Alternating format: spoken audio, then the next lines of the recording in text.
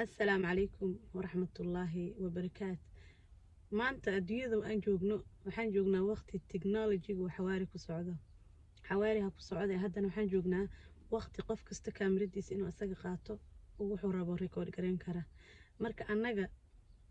haddaan nahay daawadayaasha waxaa nooga aadan inaan kala dooranno waxyaabaha ma aragtay maskaxdeena korinaya qalbigeena korinaya ee waxyaabaha ma aragtay hoos noo dhigaya